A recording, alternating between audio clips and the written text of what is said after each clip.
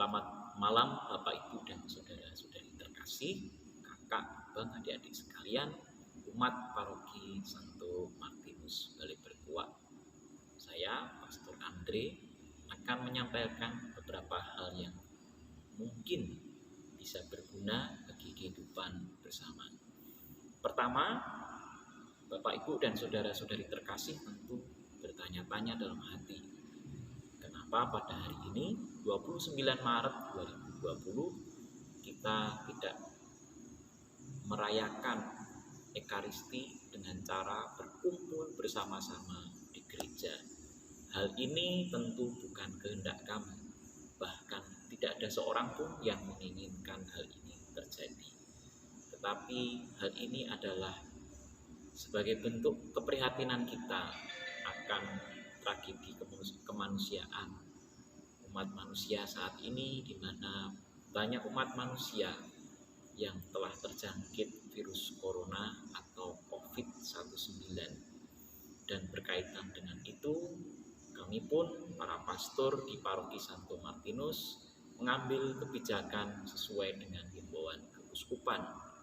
Dalam hari ini surat edaran Bapak Uskup nomor 34 KK 3 S1, terutama pada poin pertama yang mengatakan bahwa masa darurat peribadatan dengan meniadakan semua kegiatan gerejaan yang melibatkan banyak orang diperpanjang sampai tanggal 30 April 2020 atau sampai ada kebijakan baru.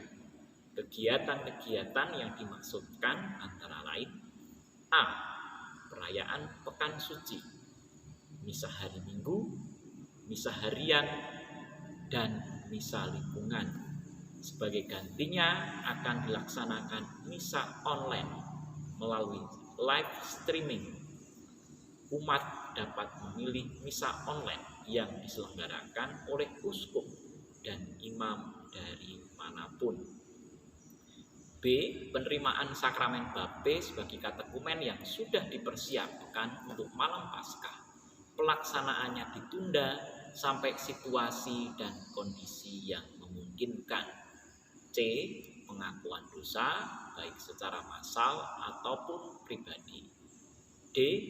Semua kegiatan bersama, renungan APP, jalan salib, kursus-kursus, pembinaan iman, rekoleksi, retret, rapat, latihan, dan pertemuan lain.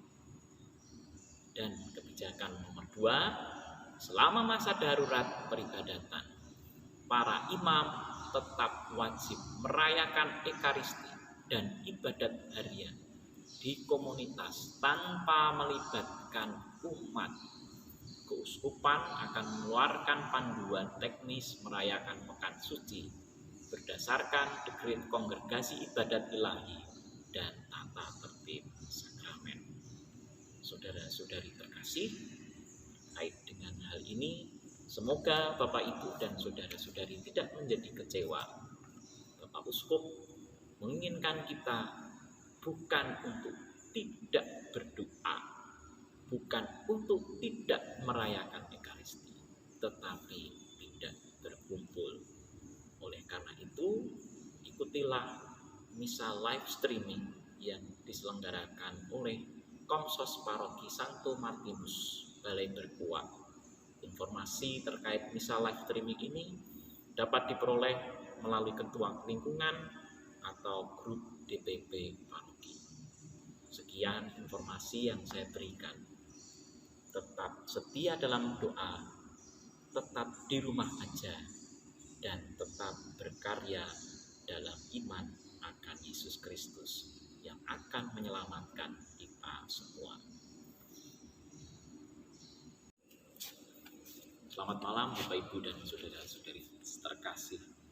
Salam sejahtera, semoga tetap di rumah aja, tetap sehat, dan tetap berdoa dan berkarya. Saudara-saudari yang terkasih, Bapak Ibu, kakak abang dan adik-adik sekalian, hari ini gereja merayakan hari Minggu Prapaskah yang kelima. Bacaan hari ini kisah tentang Lazarus yang dibangkitkan oleh Yesus. Pada kesempatan malam ini saya ingin berbagi inspirasi rohani. Namun pertama-tama mari kita dengarkan kisah Lazarus ini dari Yohanes bab 11 ayat 1 sampai dengan 45. Agak panjang dan mungkin memang panjang ini. Semoga Bapak Ibu bersabar untuk mendengarkannya. Bacaan diambil dari Injil Yohanes bab 11 ayat 1 sampai 45. Ada seorang yang sedang sakit, namanya Lazarus. Ia tinggal di Betania, kampung Maria dan adiknya Marta. Maria adalah perempuan yang pernah meminyaki kaki Tuhan dengan minyak mur dan menyikanya dengan rambutnya. Dan Lazarus yang sakit itu adalah saudaranya. Kedua perempuan itu mengirim kabar kepada Yesus, "Tuhan, dia yang engkau kasihi sakit." Mendengar kabar itu Yesus berkata, "Penyakit itu tidak akan membawa kematian, tetapi akan menyatakan kemuliaan Allah, sebab oleh penyakit itu anak Allah akan dimuliakan." Yesus memang mengasihi Marta, kakaknya, dan Lazarus. Namun setelah didengarnya bahwa Lazarus sakit, ia sengaja tinggal 2 hari lagi di tempat ia berada. Tetapi sesudah itu ia berkata kepada murid-muridnya, "Mari kita kembali ke Yudea." Murid-murid itu berkata kepadanya, "Rabi, baru-baru ini orang-orang Yahudi mencoba melempari engkau. Masihkah engkau mau kembali ke sana?" Jawab Yesus, "Bukankah ada 12 jam dalam satu hari? Siapa yang berjalan pada siang hari, kakinya tidak terantuk karena ia melihat terang dunia ini. Tetapi jikalau seorang berjalan pada malam hari, kakinya terantuk karena terang tidak ada di dalam dirinya." Demikianlah perkataannya, dan sesudah itu Yesus berkata kepada mereka, "Lazarus saudara kita telah tertidur, tetapi aku pergi ke sana untuk membangunkan dia dari tidurnya." Maka kata murid-murid itu kepadanya, "Tuhan, jikalau ia tertidur, ia akan sembuh." Tetapi maksud Yesus ialah tertidur dalam arti mati. Sedangkan sangka mereka, Yesus berkata tentang tertidur dalam arti yang biasa. Karena itu Yesus berkata dengan terus terang, "Lazarus sudah mati. Tetapi syukurlah aku tidak hadir pada waktu itu. Sebab demikian lebih baik bagimu, supaya kamu dapat belajar percaya. Marilah sekarang kita pergi kepadanya." Lalu Thomas yang disebut Didimus berkata kepada teman-temannya, yaitu murid-murid yang lain, "Marilah kita pergi juga untuk mati bersama-sama dengan dia." Ketika Yesus tiba di Betania, didapatinya Lazarus telah 4 hari terbaring di dalam kubur. Betania itu tidak jauh dari Yerusalem, kira-kira 2 mil jauhnya. Di situ banyak orang Yahudi telah datang untuk menghibur Marta dan Maria berhubung dengan kematian saudaranya. Ketika Marta mendengar bahwa Yesus datang, ia pergi mendapatkannya. Tetapi Maria tinggal di rumah. Maka kata Marta kepada Yesus, "Tuhan, sekiranya engkau ada di sini, saudaraku pasti tidak akan mati. Tetapi sekarang pun aku tahu bahwa Allah akan memberikan kepadamu segala sesuatu yang engkau minta kepadanya." Kata Yesus kepada Marta, "Saudaramu akan bangkit." Kata Marta kepadanya, "Aku tahu bahwa ia akan bangkit pada waktu orang-orang bangkit pada akhir zaman."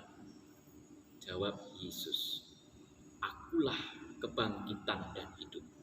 Barang siapa percaya kepadaku, ia akan hidup walaupun sudah mati. dan setiap orang yang hidup serta percaya kepadaku tidak akan mati selama-lamanya. Percayakah engkau akan hal ini? Jawab Marta, ya Tuhan, aku percaya bahwa engkaulah Mesias, Anak Allah, Dia yang akan datang ke dalam dunia. Sesudah berkata demikian, Marta pergi memanggil saudarinya, Maria, dan berbisik kepadanya, Guru ada di sana, dan ia memanggil engkau. Mendengar itu, Maria segera bangkit lalu pergi mendapatkan Yesus. Tetapi waktu itu Yesus belum sampai ke dalam kampung. Ia masih berada di tempat Marta menjumpainya ketika orang-orang Yahudi yang bersama Maria di rumah itu untuk menghiburnya melihat Maria tiba-tiba bangkit dan pergi keluar. Mereka mengikutinya karena mereka menyangka bahwa ia pergi ke kubur untuk meratap di situ. Setibanya Maria di tempat Yesus berada dan melihat dia, tersungkurlah Maria di depan kaki Yesus dan berkata kepadanya, Tuhan, sekiranya engkau ada di sini, saudaraku pasti tidak mati. Ketika Yesus melihat Maria menangis dan juga orang-orang Yahudi yang datang bersama-sama dia, maka masbulah hatinya. Ia sangat terharu dan berkata, di manakah dia kamu baringkan? Jawab mereka, Tuhan, marilah dan lihatlah. Maka menangislah Yesus, kata orang-orang Yahudi. Lihatlah betapa besar kasihnya kepadanya. Tetapi beberapa orang di antaranya berkata, ia yang memelekkan mata orang buta, tidak mampukah ia bertindak sehingga orang ini tidak mati? Maka makin masbullah hati Yesus, lalu ia pergi ke kubur itu. Kubur itu adalah sebuah gua yang ditutup dengan batu. Kata Yesus, angkatlah batu ini. Marta, saudari orang yang meninggal itu, berkata kepada Yesus, Tuhan, ia sudah berbau. Sudah 4 hari ia mati. Jawab Yesus, bukankah sudah kukatakan kepadamu, jikalau engkau percaya, engkau akan melihat kemuliaan Allah. Maka mereka mengangkat batu itu. Lalu Yesus menengadah ke atas dan berkata, Bapa, aku mengucap syukur kepadamu karena engkau telah mendengarkan aku. Aku tahu bahwa engkau selalu mendengarkan aku. Tetapi oleh karena orang banyak yang berdiri mengelilingi aku ini, aku mengatakannya supaya mereka percaya bahwa engkaulah yang telah mengutus aku. Sesudah berkata demikian, berserulah ia dengan suara keras, Lazarus, marilah keluar. Orang yang telah mati itu datang keluar, kaki dan tangannya masih terikat dengan kain kafan, dan mukanya tertutup dengan kain pelung. Kata Yesus kepada mereka, bukalah kain-kain itu dan biarkan ia pergi. Banyak di antara orang-orang Yahudi yang datang melawat Maria dan menyaksikan sendiri apa yang telah dibuat Yesus, percaya kepadanya. Demikianlah Injil Tuhan. Bapak, Ibu, dan saudara-saudari terkasih, bacaan Injil ini ceritanya sederhana, yaitu berkisah tentang Yesus yang dalam perjalanannya akhirnya menyelamatkan Lazarus. Ada 3 bagian yang menurut saya menarik. Yang pertama adalah kematian Lazarus ini awalnya tidak diketahui oleh Yesus. Tetapi Yesus berada di suatu tempat yang jauh dari kampung Lazarus dan keluarganya tinggal, dan ia mendapat kabar bahwa Lazarus meninggal. Bagaimana hal ini ia ketahui? Lewat ayat yang mengatakan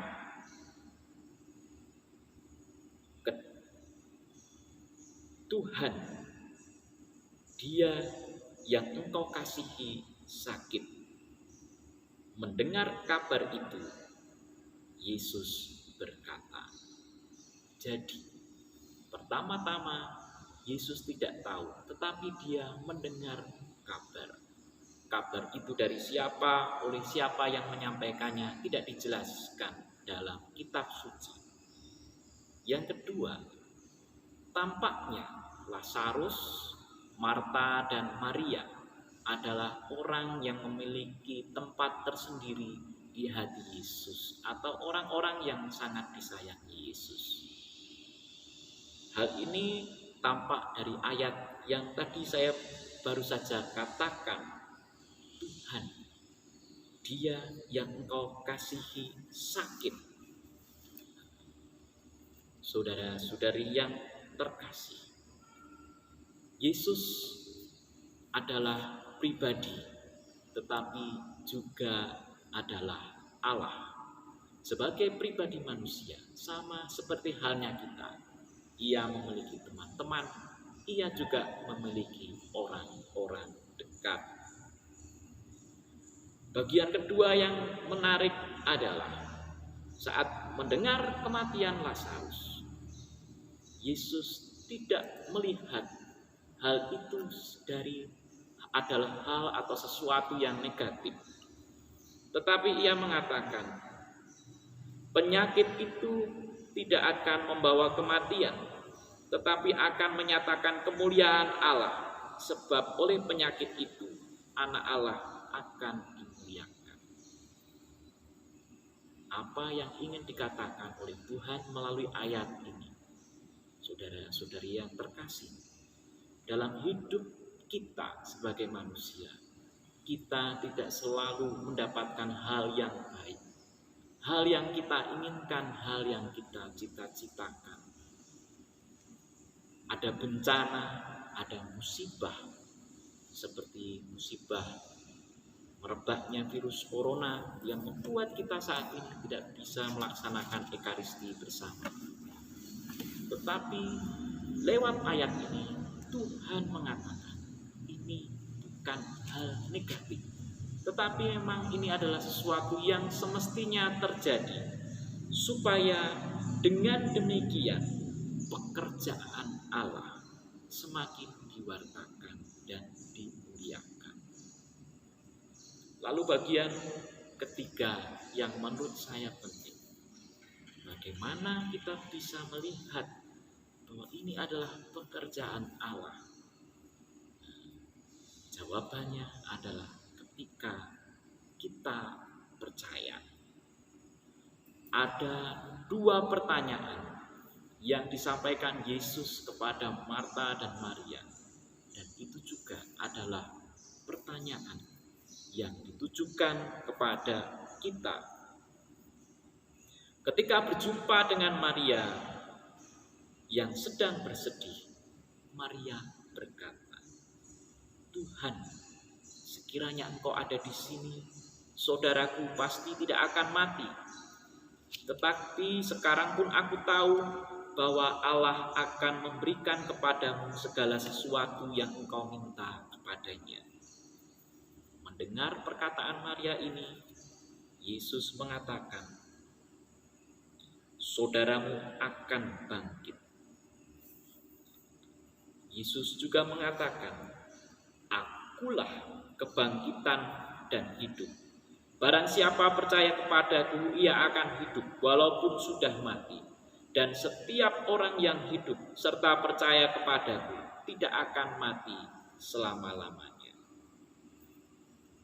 Dialog yang serupa juga ditemukan ketika Yesus berjumpa dengan Maria yang ditemui setelah Marta. Tuhan, sekiranya Engkau ada di sini, saudaraku pasti tidak mati.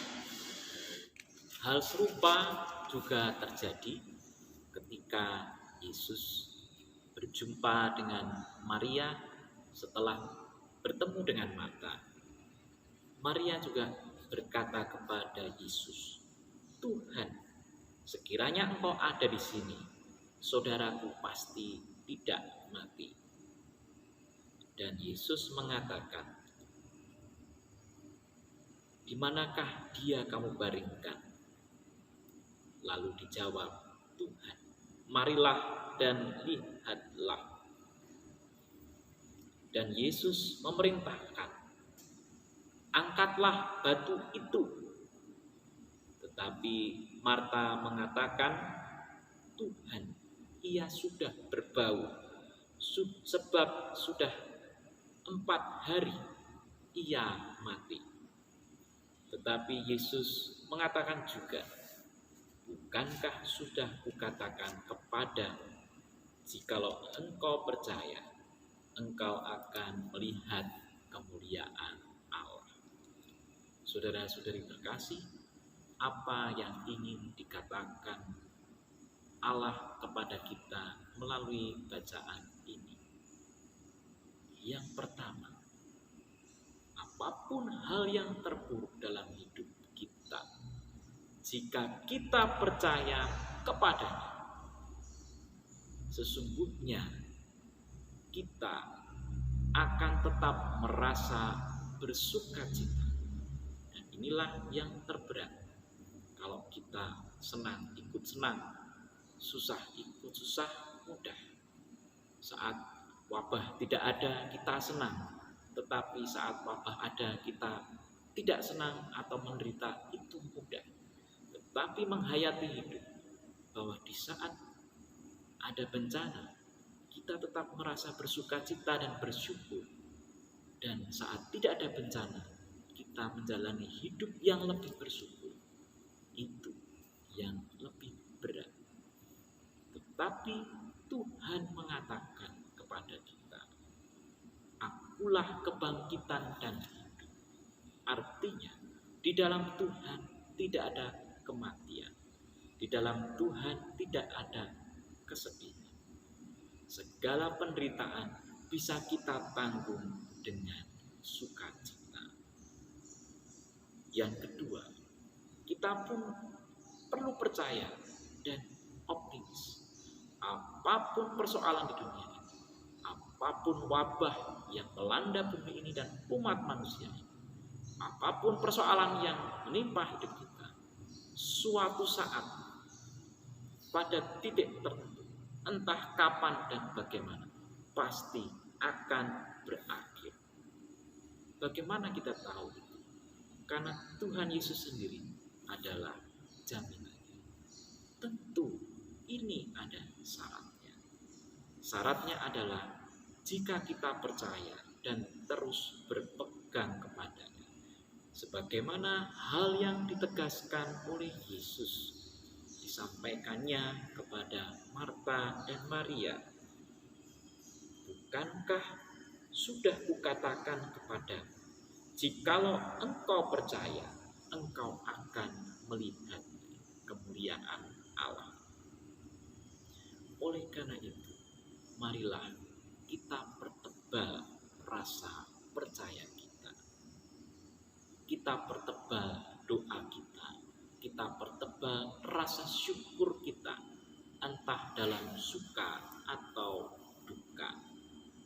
Karena Tuhan akan selalu memberikan jalan keluar atas segala persoalan-persoalan kita.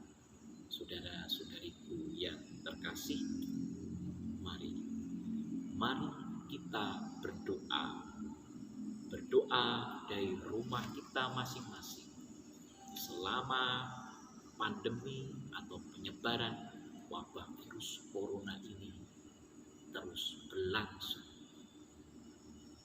Tuhan memang dengan kondisi ini akhirnya kita memahami bahwa kita tidak bisa berkumpul bersama-sama lagi. Tetapi bukan berarti kita tidak berdoa. Semoga doa-doa kita yang kita lakukan di rumah masing-masing, perayaan Ekaristi yang dilakukan para imam dan diikuti di rumah masing-masing secara streaming online oleh umat sekalian, akhirnya membuat Tuhan berbelas kasih sebagaimana yang ia rasakan ketika melihat Maria menangis. Setibanya Maria di tempat itu, Yesus berada dan melihat dia. Lalu tersungkurlah Maria di depan kaki Yesus dan berkata kepadanya, "Tuhan, sekiranya Engkau ada di sini, saudaraku pasti tidak mati." Ketika Yesus melihat Maria menangis dan juga orang-orang Yahudi yang datang bersama-sama dia, maka maskulah hatinya. Kita berdoa bersama-sama sebagai orang-orang yang dicintai Tuhan untuk meminta belas kasih kepada seluruh dunia. Semoga doa-doa kita akhirnya membuat Tuhan pelan-pelan menunjukkan kemuliaannya dan akhirnya menyelamatkan kita semua. Saudara-saudari terkasih, dengan demikian Anda diminta untuk tetap di rumah aja. Tetapi dengan di rumah aja bukan berarti tidak ekaristi, tetapi tetap ekaristi dan berdoa dan juga berkarya. Semoga doa-doa kita akhirnya membuat hati Tuhan masuk dan bersama-sama akhirnya wabah ini pun akan selesai. Tuhan memberkati. Marilah berdoa